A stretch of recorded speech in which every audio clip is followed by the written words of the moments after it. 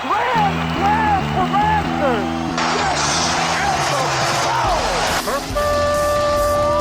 It's time for Blessed to Play on EWTN Radio, uncovering the role that faith plays in the lives of sports professionals from around the country.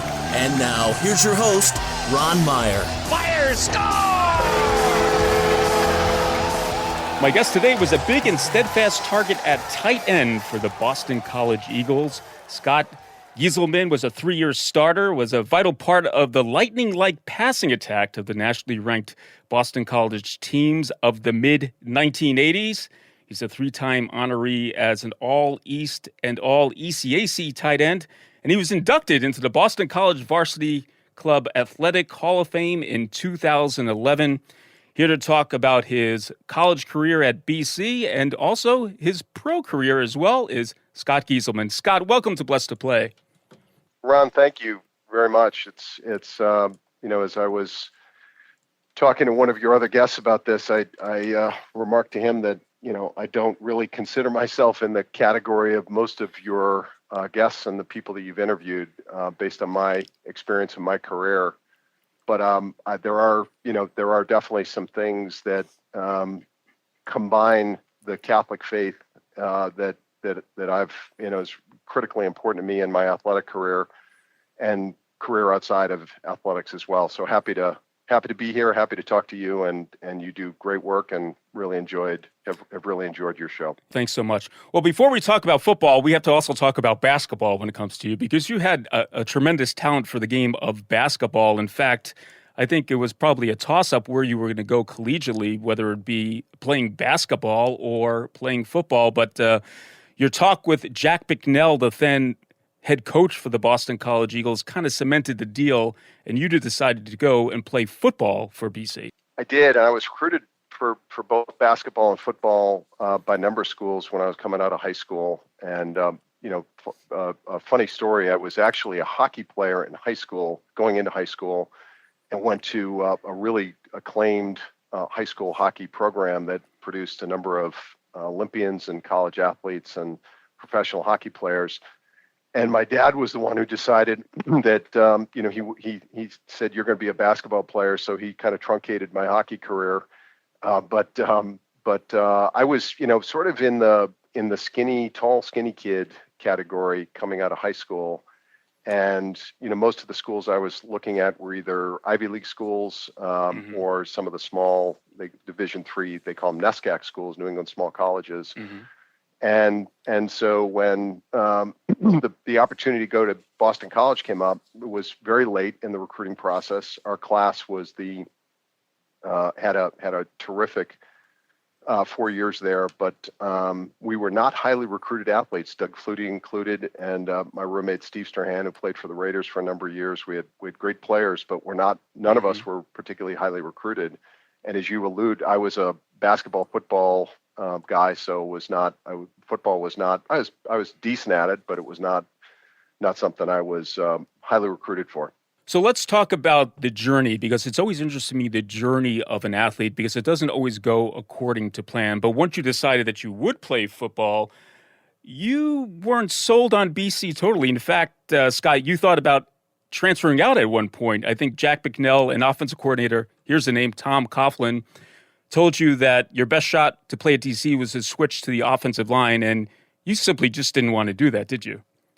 No, sir. So that was my freshman year, as I mentioned. I was sort of a tall, skinny kid, was really completely unprepared for that leap to major college football, and was built more like a basketball player. So as my first year was, to say the least, a bit of a challenge, and I think Boston College may have realized that they had made a mistake early on and said, you got two options. One is you can transfer. This is the end of my freshman year after our spring ball. Or you can gain 50 to 70 pounds and move to center or offensive line, which, to me was sort of a death sentence. So I said, I'll work really hard, try to, get in good shape, try to get stronger over the summer. And if I don't make the travel team, our sophomore year, we were opening up against Texas A&M, in Texas A&M against Jackie Sherrill, who had just signed, record contract for a college coach.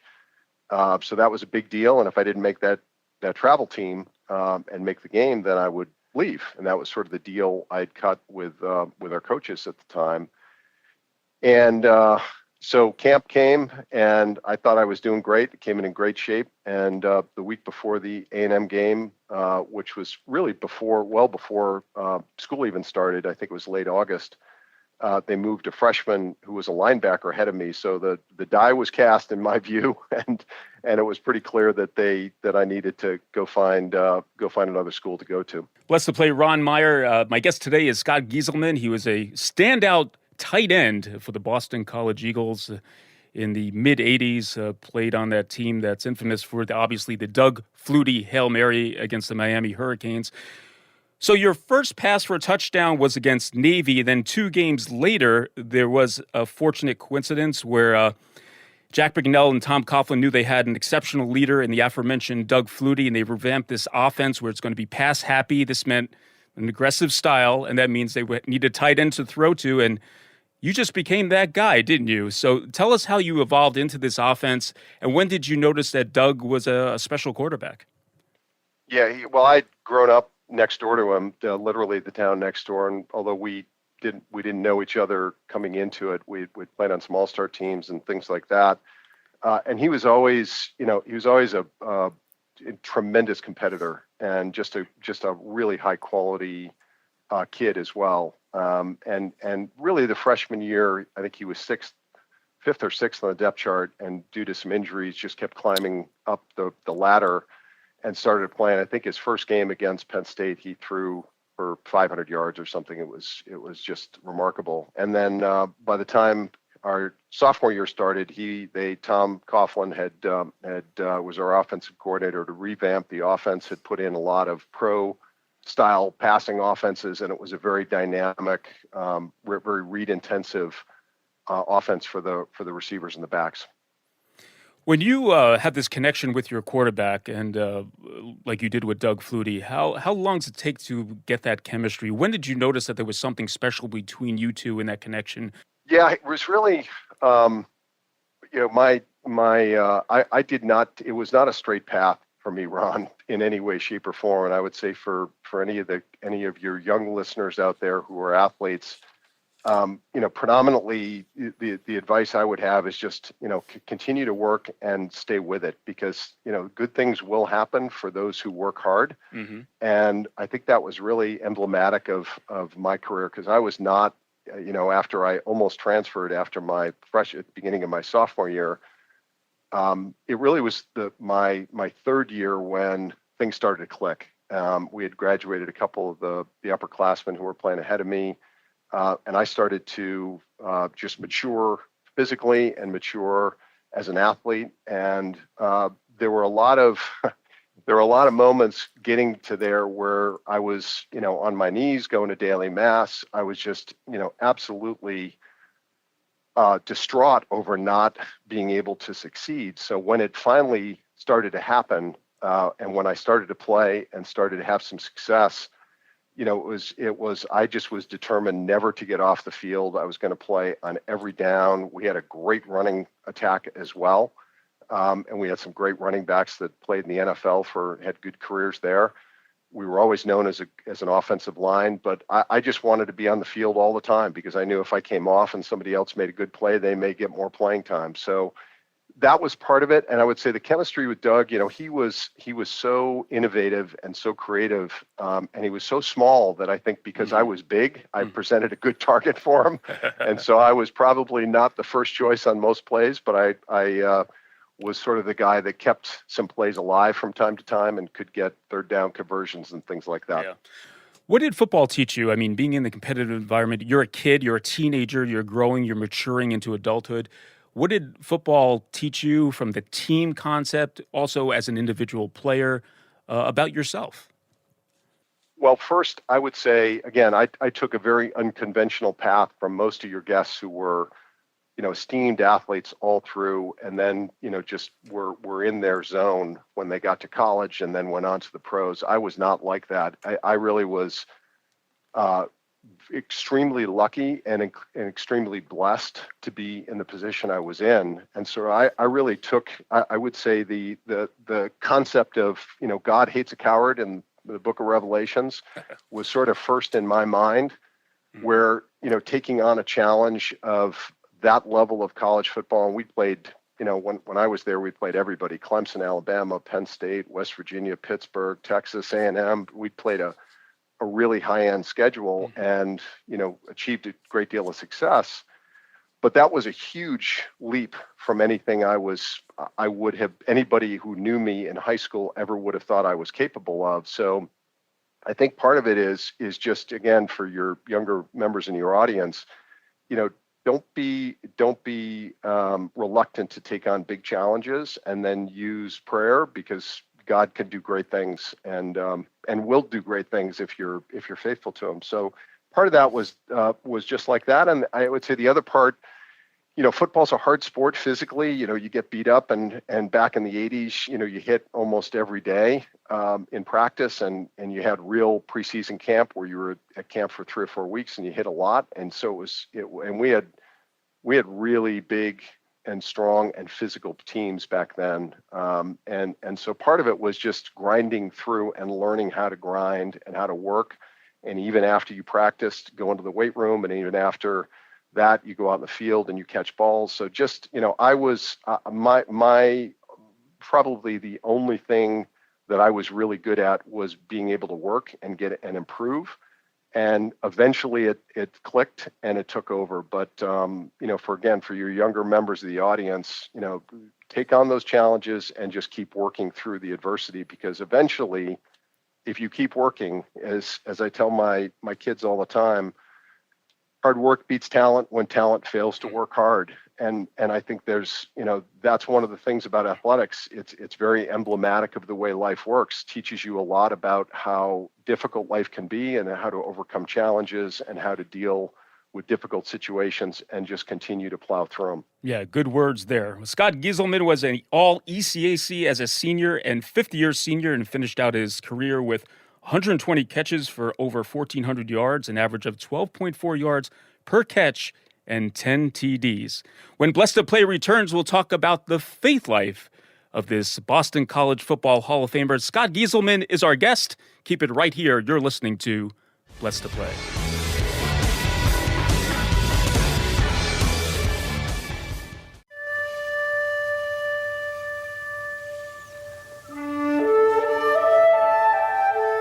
Glory be to the Father, and to the Son, and to the Holy Spirit, as it was in the beginning, is now, and ever shall be, world without end. Amen.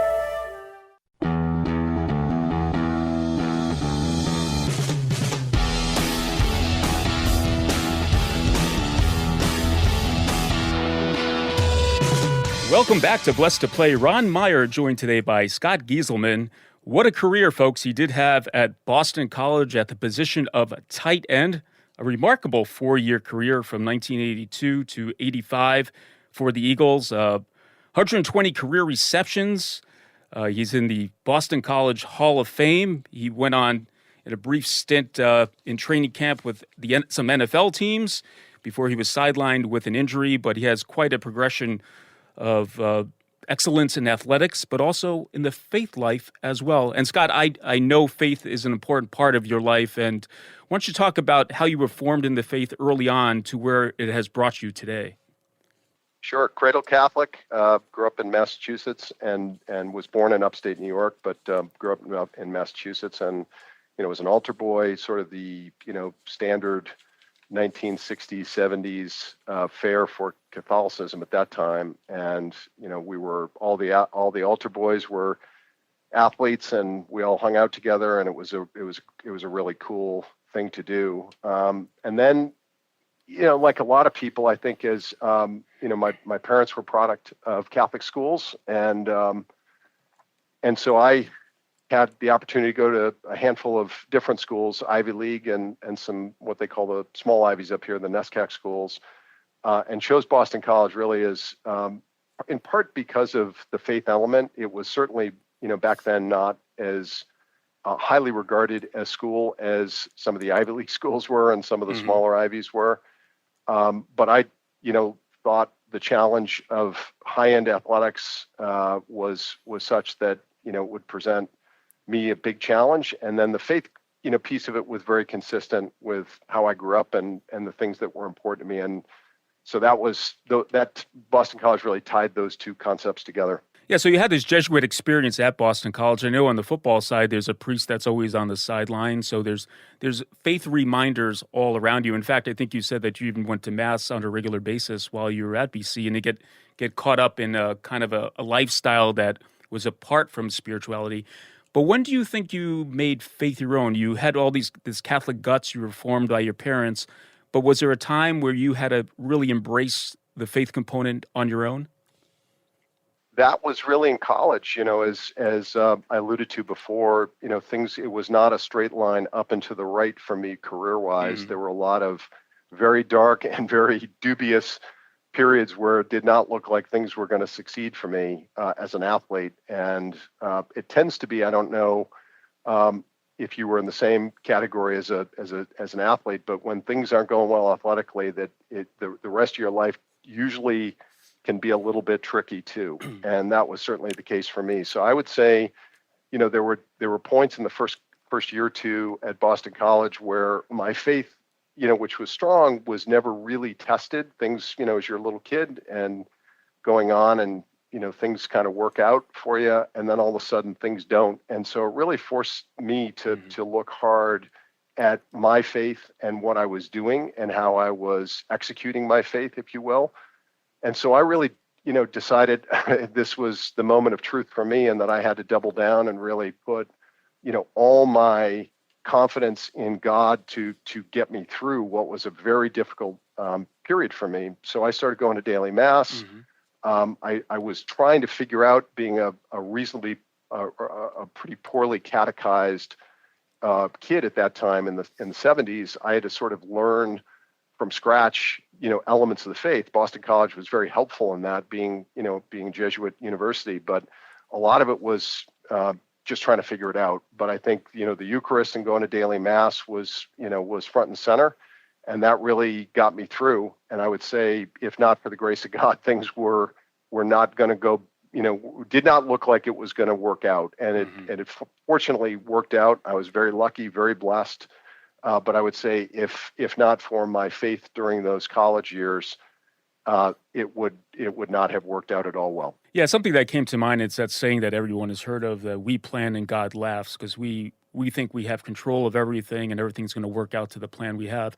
And you came off a All-American, a collegiate football career, being really the best in your biz, one of the best. And then you were drafted in the 4th round by the Patriots. Then you went into Dolphins training camp.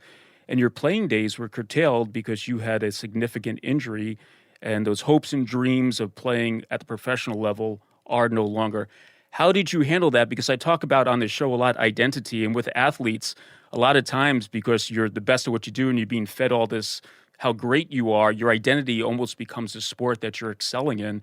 And we know now as Christians, as a child of God, that our identity is much greater than that. But how did you deal with that when you knew that your football career was coming to a conclusion? It was a huge challenge for the reasons you just described. So much of your athletic career and growing up in Boston, being successful as a team and being a part of that, and we'd get 60 or 70,000 people at our games in college. We played most of our home games at now Gillette Stadium, where the Patriots play, during my last couple of years there. And then going to the Patriots the year after they went to the Super Bowl the first time, and then I got released. I had some injuries as well, shoulder and neck, and they released me, and then I got picked up by Miami. And when I got hurt down there and I had to ultimately have surgery on my neck, it was really the last opportunity I had to play. I tried around the edges to see if I could get on another team's roster. And so I went on a couple of tryouts, but they took a look at my x-rays in my neck and decided it was too risky. So I was fortunate because I was in graduate school my last year while I was playing. And so I continued graduate school. And then went to work on Wall Street and got a terrific job at Goldman Sachs in the investment banking division, and I ultimately became a partner there over about a 19-year career. So I was very lucky, and again, just paralleling that academic or that athletic career. Goldman Sachs had no business going there from my academic performance and my experience base, but it turned out pretty well and worked out, given, again, thanks to the grace of God. But it was really, in my view, Ron, I think, and you've probably heard this from several other of your guests, pride was a problem for me, continues to be a problem for me from time to time. But I think back then it was a real issue, and I think you get, as an athlete, it can overcome you from time to time, because you start thinking it's what you're doing as opposed to what God's doing for you.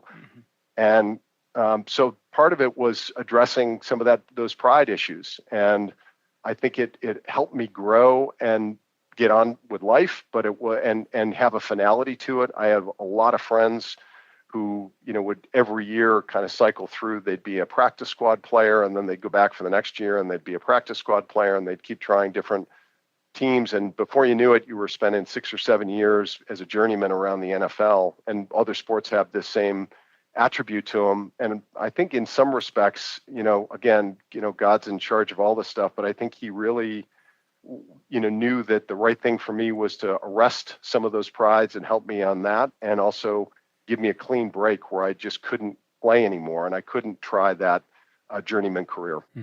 Blessed to play, Ron Meyer. We're chatting once again with Scott Gieselman, a standout career playing tight end for the Boston College Eagles, and a standout career as a businessman as well. And Scott, I'm sure some of those pursuit of excellence, for just having a strong character, strong will, has helped you out in the business world, but also your faith has helped you to take what the blessings that you have had or made as a businessman into some charitable works as well. I know you started a number of inner city scholarship and Catholic school foundations, and have done things at the parish level. So just talk about that charitable giving part of Scott Gieselman. Well, it pales in comparison to some of your prior guests and what they've done. I just have, I take tithing very seriously, and I would say, one of the things I just want to make sure your listeners understand, working in Wall Street at that time in the 80s and early 90s was a bit treacherous. It was a dynamic place to work, but it also pulled you in a lot of different directions. And it was very difficult to keep a faith life centered and really keep your life centered on Christ during periods where you were working 80 to 100 plus hours a week, and you were doing really, what you thought was really critical work, not curing cancer, but, trying to make a lot of money.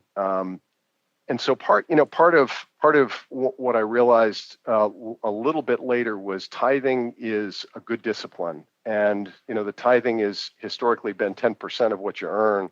And it took me a while before I started to really figure that out and put that in the center of a practice for me. And my wife, I would say, was very helpful in that, because she's, got a very charitable heart. Number one, being married to me requires a fair amount of charity, but, it's always been, very important to her as well to give back and take care of those who are less fortunate. So we've been, involved in a number of Catholic organizations around, and a lot of educational institutions around as well, where we've tried to give back. I want to ask your perspective on parenting a child that's an athlete. And I know you have some children who are really good athletes, and we talked about that off air. But what would be the advice that you could have or take from your own experience and to pass that along to parents who are, they want to pursue excellence with their child. They want their kid to be the best that they could be, but to put it in that proper perspective as well. As I was driving the boys to school this morning, we have 3 boys, and they're little still. So I'd say when good athletes, they're aspirationally good, going to be good athletes, but they're still working hard to find that window for themselves. But one of the things we talked about, we always go through the 10 Commandments, or regularly go through the 10 Commandments on the way to school. So, first commandments, putting God first. in all you do. So I think if you keep that as a parent, that's been very helpful to both my wife, me, and for me, is just making sure that we put, God first in our life. And when you do that, everything else kind of follows from there, and it kind of works out. So the kids see that, and they realize that there is something much bigger than a game or a practice or their training or anything else. But and we try to keep it pretty simple with our kids as well. I think it's very easy to get wrapped up in today's world on the success or failure of your kids and what they're doing. But we try to keep it really simple and just focus them on doing their absolute best. If they put a good effort in, I don't think we've ever talked to any of our kids. They're hockey players, but we've never talked to any of our kids about goals or any particular achievement like that. It's always about, going out and doing your very best, paying attention, following what your coach is and being good teammates, but really just try to focus on that. And if it's just stunning to me, if you put God first in your life, it's just amazing how the sequence of things of priority sort of fall into place. So that's been important for us. Well, Scott Gieselman has been our guest, one of the all-time greats at the position of tight end in Boston College football history, and also living a life of faith and a life of virtue, and passing that along to his children and those who come in contact with him, for sure. Scott, thanks so much for the time. Really do appreciate it. It was great talking football, especially during this collegiate football season, and also that BC is off to a great start. That's equally as important as well. And thank you for sharing your faith life here, too, as well, on Blessed to Play. Been a pleasure. Thanks so much. Hey, Blessed to Play fans, check us out on the web at blessedtoplay.com. That's blessed2play.com. You can like us on Facebook. Hit us up on the platform X at Blessed to Play. For Scott Gieselman, I'm Ron Meyer. Thanks so much for joining us right here on Blessed to Play. You've been listening to Blessed to Play with host Ron Meyer on the EWTN Global Catholic Network. If you have a question or comment about today's show, feel free to email us at info@blessedtoplay.com. That's blessed, 2, play.com. You can also connect with the show on the web at www.blessedtoplay.com. Again, that's blessed, 2, play.com. Join us again next time for Blessed to Play on the EWTN Global Catholic Network.